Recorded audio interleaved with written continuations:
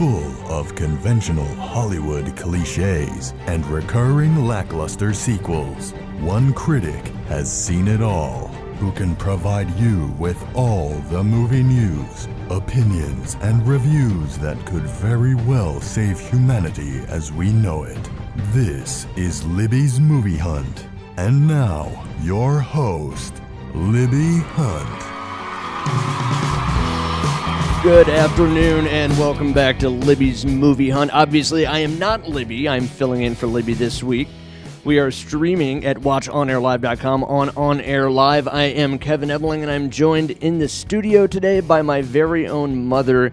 This is her second time now helping to fill in. It's always good to have you in here. Mom, how are you? Hey there, Kev. Thanks for having me back. I'm honored to be asked back. Well, you know, there's nobody I know besides Libby who would rather come in and talk movies than you, so you're a pretty good person to fill in. Thank you. I think you're probably right there, and I'm just thinking, I'm very flattered that Libby would ask me to come back because I think she's top-notch. I think she loves when you come in, and I think everybody does. I think the audience likes it. Oh. You get a good reaction. Did you not hear a lot of people talking about it afterwards? A little bit. Mm-hmm. Good. Yeah, it's fun. It's exciting. We have a ton of stuff to get to today. You bet. We're going to talk about the best films to go see over the New Year's weekend. Since we don't have a ton of reviews, there wasn't a bunch of stuff that I wanted to see right now. You know, that's to be honest with you. Some Oscar contenders, and then we're going to discuss films to look forward to in 2017. It's a big year. You got Alien Covenant, Blade Runner 2040, and then others that aren't necessarily science fiction. A lot of superhero movies, obviously. Sure. Plenty of sequels, reboots, prequels, but a few original ideas. We'll talk about all of those. So, first on the list, movies to go see over New Year's weekend. You know, there's not a very big spread. It just kind of depends on what you're looking for. Now, I believe a lot of the stuff that's out right now, Mom, you haven't really seen as far as the big popular ones. The La La Land, Star Wars, Sing. Not yet, Kev. They're on my list. They're on your list. It depends on what you feel like for New Year's. Do you want to go with a serious movie or a fun, happy movie? You know, like I'm dying to see Fences. I hear it's terrific, and I'm a big Denzel fan. And that's one that I believe is heavy. Sorry, is that still? Is that? I believe it is already in wide release, but the reviews are great. It has a 94%. Not a lot of people have seen it yet. It has only grossed a 6.7 million so far, but I think I like to see them before everybody else has seen them, so I don't get people's opinions ahead of time. You know, I like to go in clean with it. Well, you're much more like the Libby than I am in the sense that you go for those indie flicks that are at the Angelica and stuff like that, where I tend to go to the major Cineplex and see whatever is most popular. Yeah, the blockbusters. Now, there are some bombs that you might want to stay away from this weekend, such as Why Him with Bryan Cranston. Bums me out, but it just got horrible reviews. Really? Yeah, raked in a 40% on Rotten Tomatoes. Ooh. Very disappointing. Ouch. Because I love Bryan Cranston. I even like too. James Franco. And I don't even remember who is the female protagonist in that. I'm not even sure. Give me a second. Well, I know the Will and Grace. Oh, it's somebody I don't really know. Never mind. Karen Walker from Will and Grace. I cannot come up with her name right now. Yeah, me threw either. me a curve there. But she's in it. She's always good. As is Cranston. This is one I would have guessed would have been a bomb, though, judging from the trailers that I saw. It didn't really surprise me, so you may want to steer clear of that. Assassin's Creed, I've said this a million times, you cannot make a good video game movie. Stop. I don't know why they're doing it, and I don't know how they get big stars to be in these movies. You had The Rock in Doom, you had Jake Gyllenhaal in The Prince of Persia, and now Michael Fassbender in Assassin's Creed, and it's just never going to work. It came in at 17%, so steer clear of that. Probably a lot of money. Yes. Involved. And I know there are a lot of kids that don't want to see it because it's a video game, but if you're into Assassin's Creed, my advice, stay home and play the video game. And if you do want to go see something at the theaters, Rogue One, A Star Wars Story is the obvious winner. It's what everybody's going to be wanting to go see. My only criticism is that it's not particularly kid-friendly as opposed to other Star Wars outings. Interesting. It's much more violent than previous installments and a much more tragic tale. It's just not the usual lighthearted, triumphant Star Wars that everybody loves. And I hear that you don't necessarily have to be caught up on all the Star Wars movies to get it. No, not really. I don't think you really need any previous Star Wars knowledge, honestly. Especially of the... That's good for me. When it comes to the prequels, I don't think you really needed to have seen them at all. There are little nods to the prequels that will remind you that they exist, which, we'd all like to forget them, such as Jimmy Smits played Bail Organa, and he makes an appearance in the new one. But, I would say one of the biggest surprises, and the movie's been out for a while now, so don't give me, not any spoiler stuff. It's null and void at this point. But, with the tragic passing of Carrie Fisher, technically, even though she's computer generated, she does appear in the film, so it's almost a nice tribute to go see Star Wars this weekend and, tribute to Carrie Fisher. So she did have a little part in it. Well, Rogue One ends immediately as the original Star Wars movie starts, with her aboard the ship that, Vader comes on board and all of that. And then you briefly see her face, and she has one brief line, but her face is computer generated, the young Carrie Fisher. But this isn't the last time we'll see Carrie Fisher, because they had wrapped filming on Star Wars Episode 8, coming out next Christmas, so you will get to see her in one final Star Wars film, but, it is a bummer. She was in a ton of movies that I liked. When Harry Met Sally, one of my all-time favorites. She's really good in that. The Blues Brothers, not a huge role, but still one of my favorites. Very good. She made an impact. Yeah, she will be missed. She will very much. And she was in some really highly acclaimed movies like Hannah and Her Sisters, which she was very good in as well. And the Burbs. Yeah. She appeared in a lot of movies that people don't realize or kind of forgot about. Yeah. She was a writer as well. Yes. Yeah. Before we go into our Carrie Fisher and Debbie Reynolds tribute thing, I just want to wrap up. Just want to say, if you want something that's very kid-friendly, that's got decent reviews for the New Year's weekend, go see Sing. If you want something more for the adults, I would say head towards Fences. If you want something for the older kids and adults will enjoy, go for Rogue One, A Star Wars Story. Mm-hmm.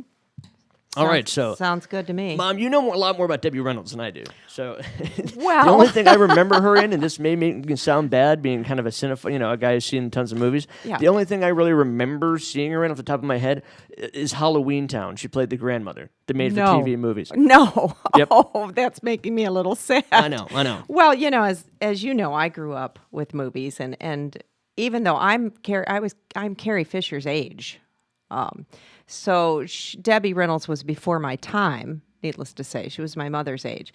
But I knew all about her because I saw Singing in the Rain was one of my favorite movies as a kid, and she was just terrific in that. I take it back. That is one I've seen. I watched that in college. Mm-hmm. And of course, as a kid, I saw Tammy and the Bachelor, but we don't need to go into that one. But she did some more serious things as well, and she was very good. Yes, Halloween Town was not one of them. Not one of them.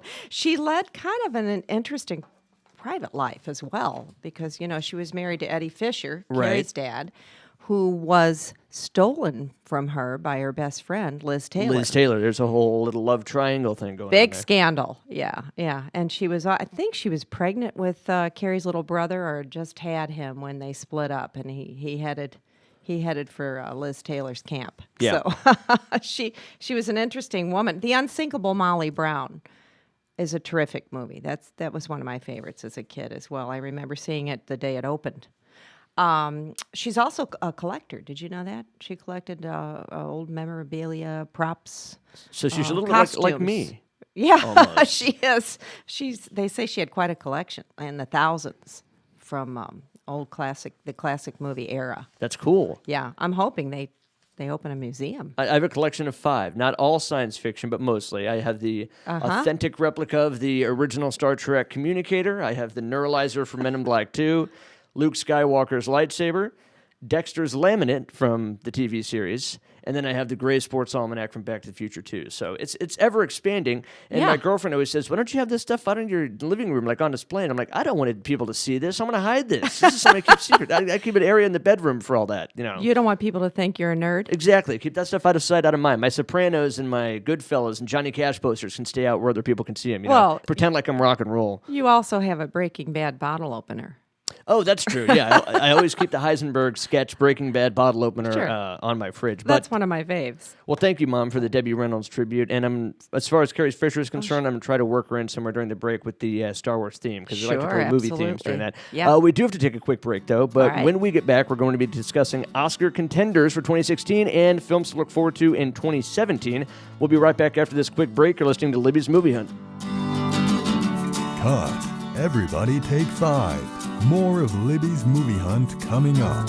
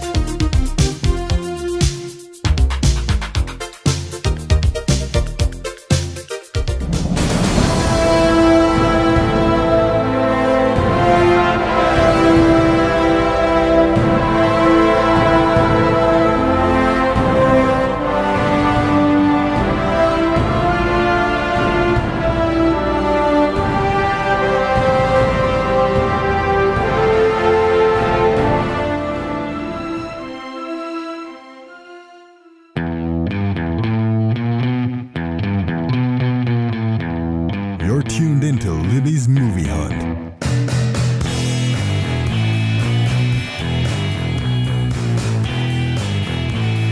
Welcome back to Libby's Movie Hunt on Air Live, streaming at watchonairlive.com. You can also grab us on the On Air Live mobile app. It's very intuitive, very easy to use, available for Apple and Android. Check us out there. And if you missed the show after, you can always find us on YouTube or the website, watchonairlive.com. Or if that's not your pace, you prefer the podcast version, you can always find us on iTunes as well. I'm your fill-in host, Kevin Ebling. Libby is out of town. I am joined by my mother in the studio. Well, always good to see you here. Hey, Kev. Good to be here. And before the break, we were talking about... what were we talking about? We're talking. We were coming up on. We talked about films. Debbie Reynolds, and then we said yeah, we're going to talk about the best films. And what to go see over 16. New Year's if you're heading out to the theaters. So now we're going to talk Oscar contenders. And in that category, before I jump in, I just wanted to read off a quick list that I have of films that I thought were highly underrated. Okay, that came I'm out. waiting for this. These are ones that I don't think will get any kind of Oscar nominations, but right. definitely were worth seeing for sure. Now, this would not be an Oscar contender by any means, but Magnificent Seven, the remake, was great. I mean, I truly enjoyed it. You seem very skeptical because you love the original so much. I say you just don't mess with the perfect movie, and I love the original. I mean, there's some movies I would never remake, like Godfather. Jaws or Lethal Weapon or The Godfather or Goodfellas, something like that. Yeah, but Magnificent Seven, I think, is a concept that was good to reimagine and highly entertaining. Never a dull moment. And the very likable characters, very cool characters, the same way in the first one. I would say almost the characters are more unique in the remake than they are in the original. Are they? Yes, Really? and much higher body count, much Yeah, more action, of course. less story heavy, but still very good. I liked it a lot. Money Monster, I'm going to go ahead and throw on that list as well. One, because I like George Clooney. Oh, sure. That's the one where he's held Julia hostage. Roberts. Yes, exactly. Wait, that's not Julia Roberts, is it? Is it Julia Roberts? I was thinking Jodie Foster. Money Well, Monster. here we go, looking that up. Yeah, looking that up. Back to Magnificent Seven real quick while you're sure. looking that up. You know what turned me off with the trailer? The music. Oh, you're right. It was Julia Roberts. What am I thinking? Yeah, I know. I know that's a big hang-up with you with a lot of movies, but they did that with the James Bonds too, and they hardly use the music, and they're still great. Yeah, they did it right though. I think music's a major part of the. Music's of a course. major part. Anyway, Money Monster was intense. I enjoyed it a lot. It reminded me almost of the feeling of like the film Phone Booth, where you have one character kind of trapped in the same spot the whole time. It also kind of reminded me of John Q, another film that I enjoy, where Denzel Washington basically holds up a hospital trying to get a heart transplant for his son. But yeah, it's one of those just good, intense movies. It's highly enjoyable, but not particularly favored by the critics. One that was highly favored by the critics that I won't think will get any recognition at the Oscars was The Nice Guys, with Russell Crowe and Ryan Gosling. Yeah. Highly entertaining, somewhat campy, violent. I would liken it almost in the way it's done to like Seven Psychopaths. Yeah. But more enjoyable and definitely more funny. And it was a good combination too. A good combination. They did well together. I think they did well together. I thought the directing was great, and I thought both those characters were great. But it's one of those films I think will get ignored, much like In Bruges. In Bruges. Loved In Bruges. Great movie. Great movie.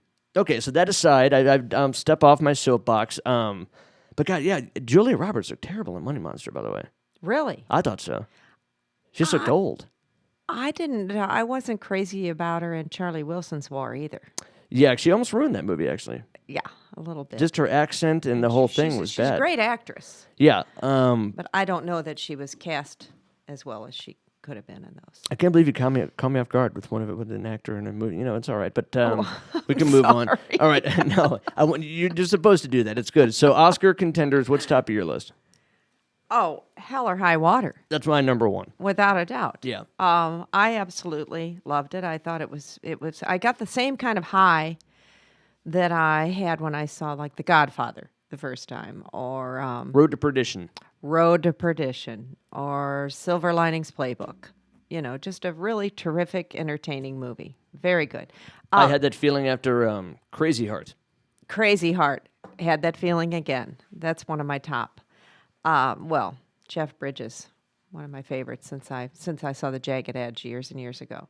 I have one that I found to be really terrific and nobody talked about. Hunt for the Wilder People. Yeah, I don't even know what that is. And I've heard you guys speak very highly of it, though. Sam Neill, just a terrific movie.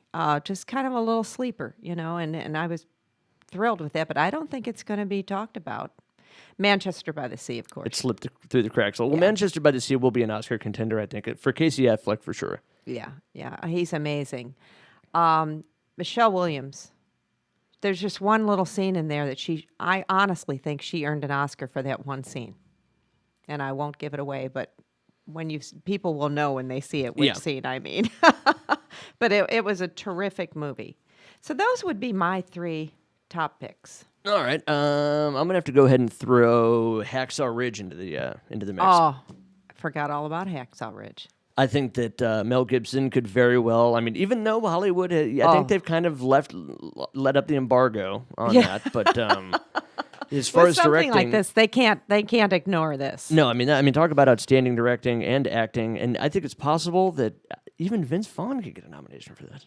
He was really good. Surprisingly good. I mean, I think he's redeemed himself after he disappointed all of America with True Detective Season 2 with one of the most over-the-top characters of all, which may necessarily have been his fault. I mean, I blame a lot of the writing because he had some dialogue that was just simply ridiculous for a show that's supposed to be so serious. Yeah. But yeah, he really stepped up in Hacksaw Ridge. Hacksaw Ridge was amazing. And Andrew Garfield, of course, I think will get a nod. Without a doubt. Yeah, very good. Every performance in that movie was terrific. Top notch, great effects, just all good. Yep. My number one pick is going to be Hell or High Water. Everything about it is great. It's almost. I was never a fan of No Country for Old Men because I thought the pacing was terrible. It's very boring. Really? And I thought there were parts that they completely glossed over that really frustrated me as an audience member. For example, you're following Josh Brolin's character so closely. You're watching Tommy Lee Jones kind of trail behind, but he's always 10 steps behind Javier Bardem and Josh Brolin. And it's almost frustrating because he's kind of a dope. And then Josh Brolin's character, the one guy you actually kind of want to see get away, you see him get the money. All of a sudden, he's killed, and it's completely done off screen. And after all that, it was just incredibly anticlimactic. You never see it. I found the end. It just had a bad pacing to me and a very boring feel to it. Where Hell or High Water has a similar vibe, and it's done in the country and has a Western type feel, but it's shot out of a cannon from the very beginning. I mean, it opens with an intense bank heist. It does, and yeah. then it starts off with that adrenaline, just fast paced feeling, and it takes it through all the way to the end. And there's an interesting dynamic between the two brothers that you don't have in your No Country for Old Men. Right. And there's a lot of humor, which that's one of my favorites when you have a movie that's action drama, but there's some funny stuff thrown in there. Ben Foster is very funny in He's this. very funny. Yeah. Chris Pine is very serious, but Ben Foster is very funny and a very believable character in that role. I mean, I think he's one of the great actors of my generation, but I've heard he's hard to work with, so he's not really in as much stuff as he rightfully should be. But also, Jeff Bridges brings a lot of laughs in that film as well. Oh, he's terrific. He's great in everything. You can't go wrong with Jeff Bridges. So your number one top pick for 2016 is going to have to be Hell or High Water. It's going to have to be. I'm going to have to say mine as well. And it is time that we take a break. Oh, okay. But when we come back, we will talk about what to get excited about in 2017. We checked out a couple trailers. I also have a long list of stuff coming out. We'll be right back. I'm excited. More of Libby's Movie Hunt coming soon.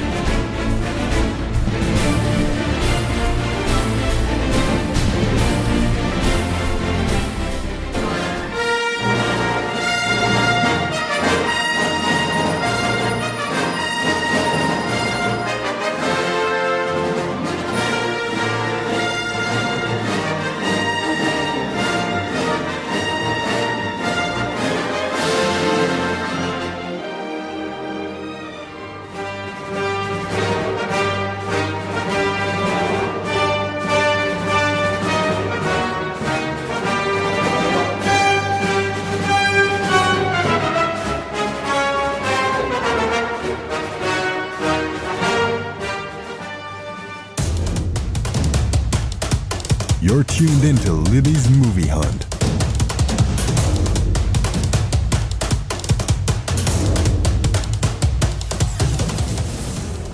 Welcome back to the final segment of Libby's Movie Hunt. I am your host, Kevin Ebling, filling in for Libby. She will be back next week.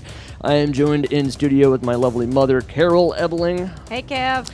And we're talking all things movies. We talked about what our favorites were from 2016. What to go see this weekend, and now we have to discuss what's coming out in 2017. There are a lot of films to be excited about. 2 trailers we are most interested in. Yes. And I know Libby isn't as big into the sci-fi, but you and I like it, so I figured this is a good time to go ahead and get those out of the way, because Perfect. Over the holiday break, there were 2 very popular sci-fi movie trailers released.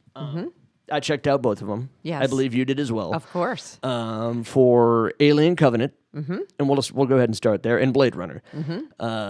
Alien Covenant, it's Looks very scary. it looks very scary, and it looks like a true Alien prequel. Now, I appreciate many aspects of Prometheus. I enjoyed watching it. I thought it was cool that it wasn't heavily reliant on the alien, and then it shows this cool origin story. Also, the effects Yes. were good, the story was good, and it was definitely scary. And answers a lot of questions. Yes. About the very first Alien. The alien surgical abortion scene was one of the creepiest things I've ever seen in a movie. I mean, it was pretty horrible. Yeah. But it was also very confusing. There are things, answers watch left it twice. unanswered. Apparently, the thing that came out of Numi Rapace, did you say her name? I don't know. Her character. Anyway, it basically turns into a giant facehugger, which attacks one of the creators, which spawns the first xenomorph. And this all happens aboard her rescue pod that she was in. Yeah. Which doesn't make sense to me, because in the first Alien film, they find that guy in the pilot's chair of the ship. Right. So how did he get back there? Yeah. Did the face hugger come looking for him? Did somebody move the body and put it back in there? Because the eggs were all down below. Right. They had to climb down into the cavern of the ship or under the ship. I suppose it's possible that this is a different one of the creators. I don't know. You wonder It's if confusing. they get confused. But when you see the Alien Covenant trailer, it's like, okay, this seems like an actual prequel to Alien. It does. Where Prometheus... More so than Prometheus. Yeah, and it makes you wonder, was Prometheus really necessary, or should maybe Ridley Scott have just skipped to this part? Just go straight to this. Because that's what people want. Yeah. But no, I think there'll always be a place in pop culture and film history for Prometheus. Mm-hmm. But this one looks better. It looks cooler. It looks a lot cooler, a lot scarier. They have to, yes. They have to up the gore and scary with each one. Yeah. I mean... But you see the derelict spacecraft. You see a lot of new characters, some familiar ones. Michael Fassbender's in there. New ones. Danny McBride is in there actually, which is I thought was a strange choice because he's usually a comedic actor. Yeah. But yeah, you see the derelict spacecraft, them exploring it. You see the egg opening up. You get to see an actual facehugger, and then at the end of the trailer, you see an actual xenomorph in its true form. Which is really creepy. Really creepy. Well, you and I both thought they jumped the shark on the Alien series because they needed Only to at stop 3. short. I mean, once you hit 3, which is a David Fincher film, a director that I really like, really respect, and then Alien 3 is unwatchable almost. It is. It's hard to sit And we've through. tried. I've tried several times. I would rather watch Alien Resurrection than Alien 3. And it's pretty bad, too. It's pretty bad. It's pretty awful. I'm pretty sure Ripley has sex with an alien in that. That's been a hotly debated subject over the years. But the whole thing is just absolutely absurd. So a couple cool things could be happening with Alien. You have Covenant coming out, and then a possible Neil Blomkamp sequel to Alien 2 that basically excludes Alien 3 and Resurrections that they never happened. Good. Yeah, continued it with Ripley and Michael Biehn. Picked up where it leaves off. Because at the beginning of Alien 3, it's like exactly what you didn't want to happen. Exactly. Ripley's got an alien in her. The kid is dead, and so is Corporal Hicks. And it's like, well, that sucks. That's terrible. So They just went off the tracks, off the rails. Good things happening for Alien. Sure. Blade Runner 2049. Loved it, but they don't give you much. It's a little teaser. Boy, they don't give you much at all. Yeah. And I was one of the few people way back when Blade Runner came out originally with Harrison Ford. I saw it at the movies twice. I really liked it. And it was not, highly acclaimed at the time. Right. And I thought it was terrific. And I agree. I've always been a huge fan of the original Alien. And I like the people. I love Rutger Hauer was one of the great bad guys. He was really good.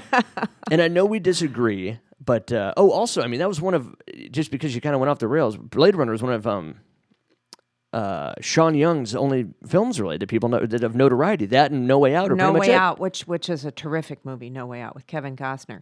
But you're right. Her there role as the were runaway rumors that she replicant was very small too. very small, but she was so beautiful. But there were rumors that she was hard to work with. And that can be a career I killer. heard she was a boozer as well. But, Yeah. Okay, so Blade Runner 2049 and Alien Covenant are ones I'll definitely be seeing. Let me just run down the list real quick of a bunch of others and tell me if you have any interest in seeing these. Sure. Okay, John Wick Chapter 2. Not really. Yeah, see, I don't blame you. No, I do. had John to Wick 1 think is about great. it. I watched the trailer, which was highly entertaining, but I have no idea what the plot is. It looks like just a bunch of people trying to kill Keanu Reeves again, but lots of slick action, and I think it's safe to say, as a movie star, Keanu Reeves is back. I love him. I love it. So John Wick 1, if you haven't seen it, go back and revisit it. Mike, I you may. excited for 2. Yeah. The I would Lego do that. Batman movie. I don't care. No. Don't care. Logan, the final Hugh Jackman Wolverine film. I'll definitely check it out. The trailer looked really I good. just never got into the X-Men. X-Men too much. I liked the first one, but then I just got disinterested by the end of the second one. Man, we're almost out of time. Oh, there's another one. Go ahead. Let's see. Kong, Skull Island, a King Kong film. Maybe. Power Rangers. No. No. Okay. The Fate of the Furious. Yeah, no. I mean, I'll check it out, but Guardians of the Galaxy 2, don't care. Alien Covenant, we already went over. New Pirates of the Caribbean, not really care that much about. Not too much. I saw On Stranger Tides and decided, I think I'm pretty much done with this series. I think it's done. I think it's pretty much over. Now, my question, Split. Oh, yeah, no, that looks good. Who is it? Is it James McAvoy? Is there? I believe that's who it is. Anyway, sorry, we're out of time. So we do have to go. Mom, thank you so much for filling in. Thank you, and thank you, Libby, for letting me fill in for you. I still can't fill your shoes, hon, but I'm flattered that you asked me. Libby's Movie Hunt signing off. Thank you.